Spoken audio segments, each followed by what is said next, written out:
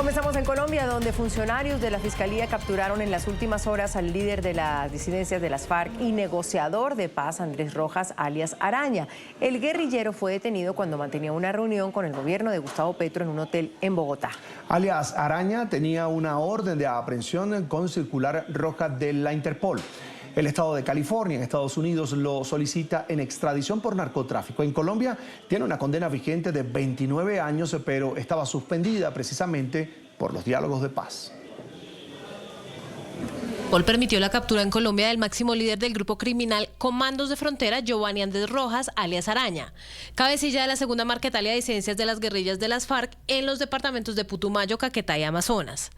El arresto de Rojas fue realizado por agentes del Cuerpo Técnico de Investigaciones de la Fiscalía Colombiana en conjunto con el equipo de apoyo transnacional del Sistema de Información Única, una unidad especializada en la gestión de solicitudes internacionales de captura en un hotel del occidente de Bogotá, donde Rojas participaba en el cierre del tercer ciclo de diálogos que el gobierno de Gustavo Petro adelanta con ese grupo armado ilegal. Rojas fue designado como gestor de paz, lo que le permitió salir de la cárcel para realizar labores sociales. Bajo esta figura, las órdenes de captura en su contra estaban suspendidas.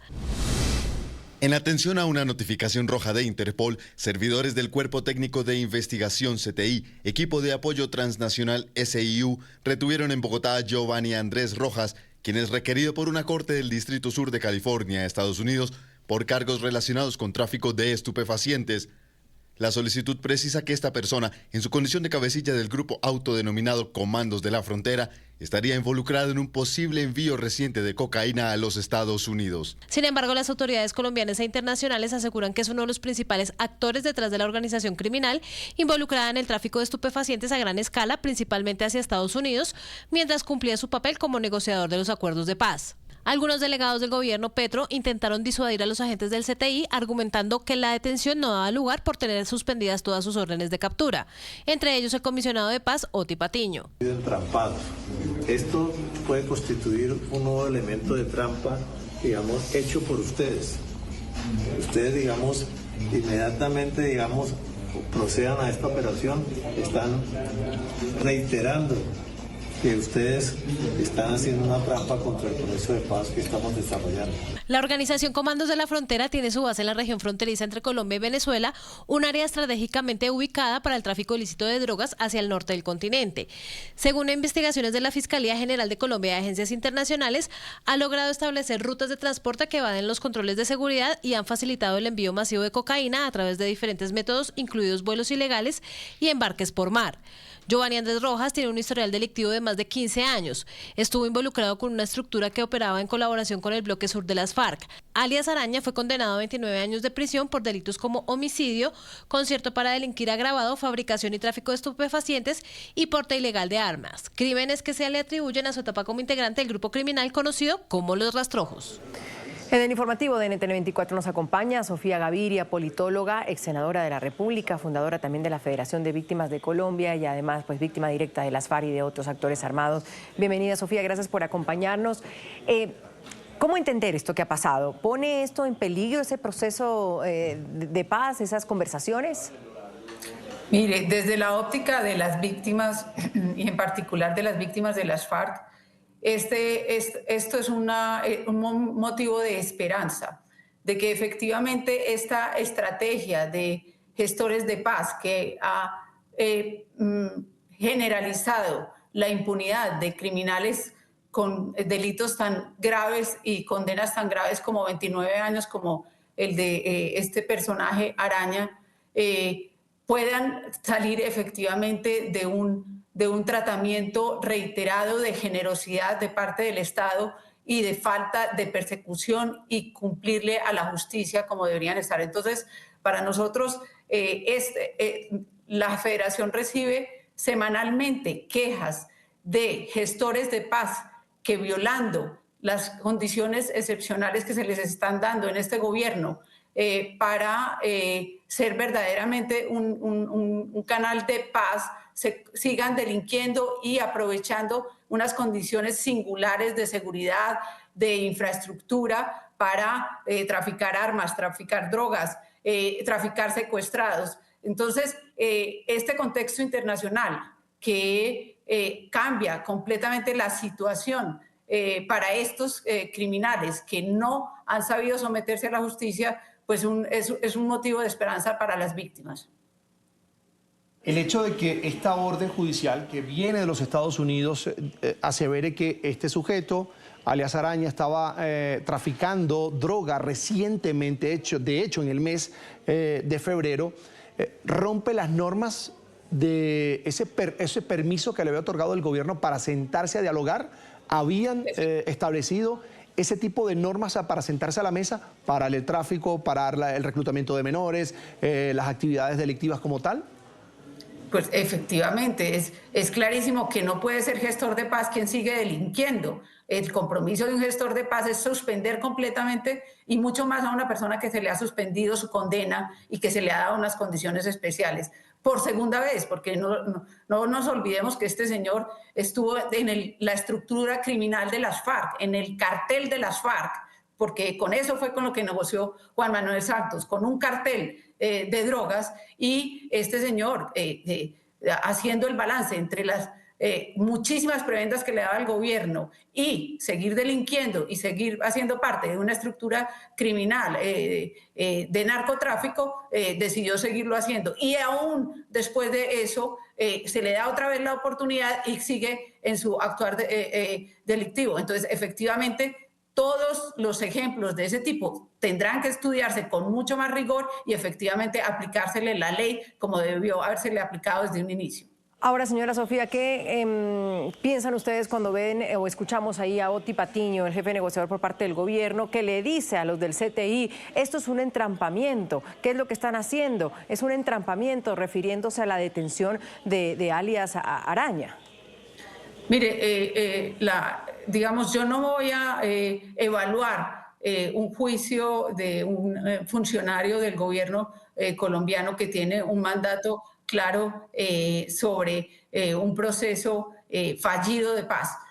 Pero lo que sí le voy a decir es que las víctimas vemos con esperanza que ese contexto internacional esté por fin poniendo un poco de orden en este caos que es que los criminales estén en el Congreso con absoluta impunidad, y que además que criminales que se les ha dado otra vez otras oportunidades, sí abusen de esas oportunidades, abusen de la generosidad del Estado colombiano y sigan delinquiendo y fortaleciéndose desde esa trinchera que le da esas condiciones excepcionales de ser gestores de paz. Sofía, dos preguntas en una. Cuando el gobierno de Gustavo Petro designa a criminales como alias Araña, gestores de paz, usted como víctima, por ejemplo, directa de la FARC, ¿se sintió revictimizada? Y además quiero saber si hay un papel, un rol fundamental de las víctimas de la FARC en ese proceso de diálogo.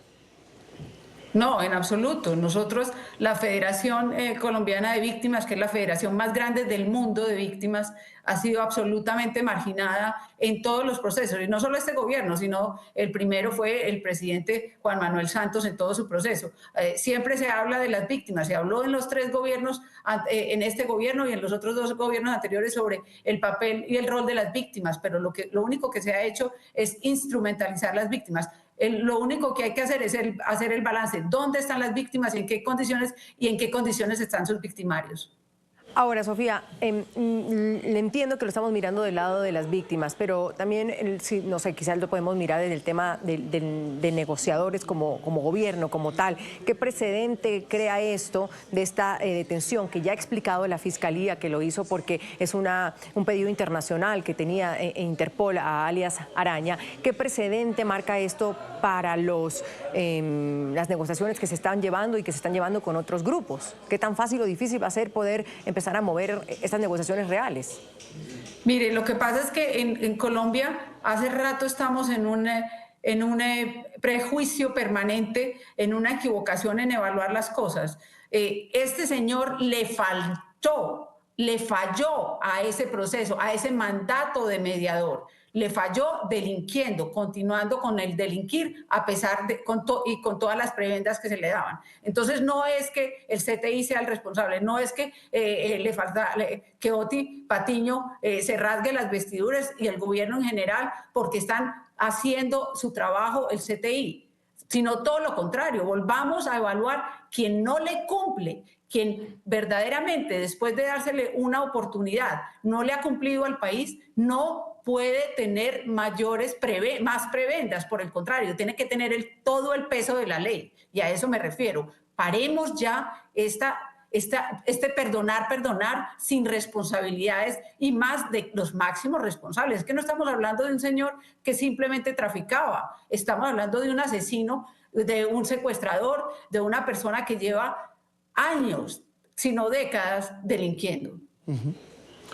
Ahora, señora Gaviria, le pregunto, ¿se repite la historia de Santrich? Es decir, cada historia tiene sus particularidades, pero absolutamente. A mí me parece que todo el cuento de que fue un entrampamiento de Santrich nunca tuvo voluntad de no seguir delinquiendo. Quienes fueron responsables en su juicio, efectivamente eran personas cercanas y hablaron en contra de él, y se sustentó en eso su captura. Entonces, a mí, déjeme decirle, cuando una cosa tiene dos patas, da huevos, tiene plumas, y dice kikiriki, pues,